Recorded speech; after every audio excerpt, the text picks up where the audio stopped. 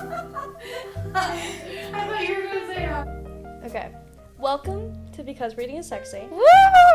We are your hosts. I'm Sadie. I'm Catherine, and let's get into the first episode. Woo! It's been a long time coming. Been a long time coming. And we're not professionals, so I'd like to say that at the start. I don't think anyone is under that assumption. That we have iPads and notebooks and notes in which we will be referring to it, and that's okay. Yes, and nothing is scripted. You know, we want to cover some points, but it's all coming right from the brains, guys. And the right heart. From the brain and the heart. Brains multiple. Yeah. Okay. Let's All get right. cracking. Sades, why did we want to create Because Reading is Sexy? We wanted to create Because Reading is Sexy is because we wanted to create an answer to a question. Or a question we've gotten, a question that's asked, and it's why do you or why should you read? And we think that's because reading is sexy. Be it, does it make you feel sexy? Does it make you feel liberated? Any way, shape or form, we are here to celebrate that. We want everyone to feel good and we want everyone to feel sexy. Not in the stereotypical way, but we will get onto that point next. So the next point we want to make is disclaimers. So Catherine, what would you say are our biggest disclaimers that we want to cover straight off the bat before we delve into any books? So we want to make a big inclusive disclaimer. We want to state that we are gossiping about fictional worlds, fictional characters, and as if we're there, as if we've lived these roles, if we know these characters, they're our friends, or maybe not our friends, depends on the character. Ooh. We are not aligning ourselves with the creators of some of these worlds, nor their ideologies, and this is the only thing we'll always remain 100% completely serious about. I just want to say that for every episode that maybe there's a problematic author or maybe an author that people have some lingering questions about, I'm going to try my best to make sort of an accessible document or something you can access so you can sort of educate yourself on maybe why that author is so controversial, just so that you can keep yourself informed, we can all keep ourselves informed, and that's something that we can all do. I feel as though the consumer is the person who should be holding these people accountable because we are purchasing their works, we're interacting with their works, we're engaging with their work. And I think that it's also so okay to not like a piece of something. Like, that is something that we're going to be talking about. Stuff that maybe we don't like, stuff that maybe we don't agree with in a book. Something that we're like, ew, I hate that, and you can love it. Either way is okay. I think that book talk, especially right now, has gone to a point where, like, you can't criticize anything at all. It's like, if someone loves it and someone else hates it, they're like, you're awful, you're disgusting, I hate that you hate this. I am also very much like, if I've gotten a slither of joy from a book, I'm like, yeah, 5 stars. But that doesn't mean I enjoyed every single thing that was written, created, put out in this book. I'm just very easily... Yeah, have a good time. Yeah. And that's okay. And that's what we're here for. It's fine. Sades, what are our intentions for this podcast? So, the intentions sound a bit up in the air, but you know what? We just want to make this for everyone. It's for all levels of reading, be it if you read 100 books a year, 1 book a year. It doesn't matter. This is for everyone. We want this to be a safe place where we can talk about books, all things books, characters, plot lines, series, everything. Same with different genres. We want to hear recommendations. Like, we might be speaking about fantasy one week and then we go to something on the polar opposite end of the spectrum the next week. And that's what we're here for. This is our podcast, but it's also your podcast too. It's something we want everyone to feel like they can enjoy. We don't want it to feel that it is anything really, like academic or anything. Like, this is fun, this is silly, this is going to be us sharing our opinions on fictional characters. It doesn't need to be taken seriously, and everything we say, take it with a pinch of salt. We're here to make a light-hearted piece of content for people to consume, whether they like it or not. But this is our podcast, but it is yours too. We also like the idea of, in the future, being able to create a safe space for emerging authors or writers who want to share their work with us, and we want to give people who may not have access to a platform to their work and their name to be heard, whether it's a first draft, a final draft, or literally a chapter of something you were inspired to write at 3 a.m. If you want to send it to us and we can put it out there, we will do that. But that'll be something probably over time. We say this with about 10 followers. But Not even yet. We're like, yeah, we will give you a platform of 10 followers. With our large platform. Oh God. And the last thing we want to cover on the terms of what our intentions are is that we will always have disclaimers and content warnings for any book we're going to read, be it trigger warnings where needed if there's explicit content, mature themes, which is probably going to be rising a lot throughout the books that we're going to be covering. And to top it all off, this podcast creates a space where magic exists, your favourite love interest in a book is real and nothing is fiction. We want to gossip about these characters as if they're about to walk in the room. This is fun, it's light-hearted, we're going to be having a giggle and a gossip, and we want you to feel that enjoyment as you listen along with us. And as Sadie said, if we're ever talking about something that's not lighthearted and fun, because in a lot of books, especially fantasy books, it'll be like, yeah, it'll be something really, really intense. There's always going to be a warning. And if anything, if there's ever a book that you know has some trigger warnings that are not going to be there for you, we'll probably put it in the description of the podcast too, so you don't have to listen to anything that you don't want to listen to. So yeah, we will be making that like very clear before we dive into everything. And especially a lot of these books already have those kind of warnings at the start, so we will just be reiterating what has already been said, just for the safety of everyone in our little community. You know, we don't want you listening to something that's going to make you feel uncomfortable, because that is not what we intend to do on this podcast. Never, never, never. So, moving on to what does because reading is sexy mean to us? Catherine, take it away. So, I want to briefly talk about the title of the podcast just because I don't want it to be misconstrued.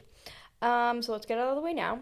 Because Reading is Sexy was born from a just little sentence that Sadie found and that I feel we both heard and we were like, that's right, that's it. And I think it sort of resonated with us further. And I think that because Reading is Sexy sounds like it's sexy, and it is sexy, but not in the way you might think. Sexy is often tied to physical attraction, desirability, and we forget that it can mean so much more, especially now. So to us, being sexy is about confidence, it's about passion, it's about embracing what makes you feel alive, and that doesn't have to do with anything sexual, or it doesn't have to.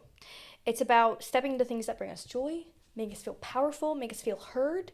They make us question, they make us dream, and what is sexier than that? And Sadie, to add on to that, what are we rejecting? So going off of what Catherine has just said about the word sexy in general, we are not tying it to any like literal sexual meanings. We are looking at it more as embracing the way a book makes you feel. And as much as we want to embrace things, we want to reject some things too. We would like to reject the idea that reading is some nerdy or uncool or weird thing, because in the past that has been a recurring theme. I think it's totally been stripped back and changed with the emergence of book talk and all of this new found like reading freedom almost. People like, you go out in public and you see someone with a little Kindle, they've got stickers on it, like it's so cute. It's all now so personal and people aren't afraid or ashamed or embarrassed to admit that they love good book, because that is why we're here, why we're sitting next to each other, and why we made this podcast. We are also rejecting the idea that people, especially women, should be ashamed for reading books with sex in them. Sex is something that is in a lot of current day media. It's something that can't be avoided, but the way a lot of people tend to mock romance readers or call smut like a guilty pleasure, it's often the first thing people mention. Especially an example of this is before I read ACOTAR, I remember seeing so many TikToks about it just being, oh, it's fairy smut, it's this, it's that, it was just all sexual. Fairy porn. Yeah. And I did not feel that at all. Of course there were parts that were integral to the plot that were a little bit smutty, but that's okay. If you were to see that in a TV show or a movie, no one would bat an eyelid because it does kind of carry along the story, whereas because it's in a book and it's physically written on paper, I don't know, people just seem to have this negativity kind of tied to it, which we're not here for. Nobody shames men for consuming explicit media. So that's a big topic, maybe for another day. Nobody tells them that their interests are embarrassing. A big thing is that if like a man was sitting reading a book, a lot of times it would be like, wow, that's like so attractive, they're so smart. The book's upside down. Yeah, the book's upside down, they've reread the same lines It's on the first page. Yeah. But we are not here to feel guilty about loving the books that we love, loving the characters that we love, loving the scenes that we love. Whether it's fantasy, if it's sci-fi, romance, anything. It could be the most polar opposite, non-sexy, really old literature, or it could be the most book talk, highly praised, shitty written, smut-filled, spicy book. It doesn't matter. We're here to celebrate it. We're here to read it. We're here to embrace it. And we're not here to let anyone tell you you shouldn't be enjoying things, especially if they're a little bit smutty, because that is okay. And next, we're going to sum up what the message is behind the podcast, why we created it, why we're here, and what we want to get across to you. So we're making reading sexy, and not in the way people might assume. We're making it sexy because it's powerful, because it makes us feel, because it matters. It is an art form, it always has been, and it is something that we will always continue to engage with, and that is what we're doing with this. We're engaging with it in the way that is the most meaningful to us, and that is talking about it. And if you're here with us, then congrats, you're sexy too, in whatever way you want to be. So now that we've covered just sort of what our intentions are, some disclaimers, what our podcast means to us, we're just going to get into a little brief bit about reading, us, our history, what we're reading now. So Sadie, what are you reading now, or what have you just read? I have just finished a book called Shield of Sparrows by Daphne Perry. Yes, it is Daphne Perry. It actually did just come out in May of this year, and I believe it is a part of a trilogy. This is book one. Thoroughly enjoyed it. I gave it a 5-star rating. Ooh. I did say to Catherine when I was maybe about 50% through, I was a bit like, I really enjoyed it, but I felt like there could have been more. But then also, this is literally the first book, so I feel like everything was set up really well. And it wasn't until I finished it that I did realise that I appreciated the amount of like world building, kind of setting the scene that went into it, because I think the way it ended was a perfect setup for the next book without it being too much of a cliffhanger, but that was really good. So what have you been reading? What have you just read? How did you think, feel? I just read Thoughts, feelings, concerns. I just read House of Bane and Blood by Alexis L. Menard. Now here's the thing. I have to stop taking recommendations from certain book talkers, and it has nothing to do with them. It's just the fact that I think we like different things, and I think this has happened a couple times, and I think that's important too to talk about, just because sometimes someone will recommend something, and it doesn't mean that it's a bad book. It just means you like different things. Like, you might value different parts of a book differently. So I think that this book was sort of a post-industrial urban fantasy. Okay. I struggle with urban fantasies because I like that in a fantasy plot, you're sort of so far from your world. Obviously, the post-industrial era is quite different from my world, but it just was not my favorite. I DNF'd the second book. And I don't Is DNF. it a series? Yes. Okay. I don't DNF things very often. It's not my favorite thing to do. I usually like to follow through. It doesn't happen, but I just felt that the writing was a little bit young for me, while also being a bit older, and I didn't really feel the world building aspect very much. I felt that, and I feel this with a lot of romantasy books, especially now. Yeah, that's what I don't know if I said that, but Shield of Sparrows is like romantasy genre. And I do like romantasy. It's just, it has to be done right, because I think that if you're focusing so much on this romance plot and giving readers what they want with that, then you have to have some sort of world building outside that, because I was not picking it up. I was not picking up what she was putting down. I was trudging. I will also say that I really appreciated throughout the book how it was so different, in the sense of, I feel like when you're reading like a romantasy book, a lot of things do overlap because it is the same kind of theme, the same kind of essence to the book. But for instance, like the kind of monsters in the book were so unique and like so differently written to the types in, say for example, like Fourth Wing, that kind of vibe. And it was so different, yet it still held all the same good traits that a good romantasy book does. And I feel like I appreciated going for something a little bit different. Yeah. But I mean, in all fairness, I read this after a book slump because I read The Night and the Moth by Rachel Gillig, and I will genuinely read anything that girl writes down. I love her writing style. Her romantasy is my kind of romantasy. I love the sort of dark academia vibe. I ate up The Night and the Moth. It was one of my 5-star reads, and I don't rate things 5 stars.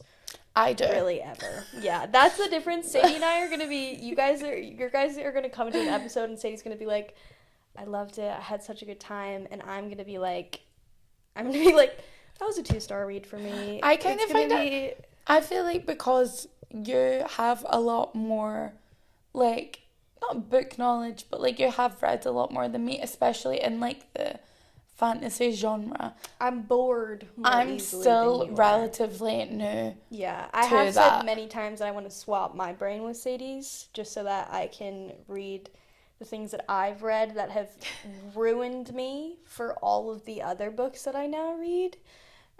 Just because then I'll read something and I'll be like, I wish it was that.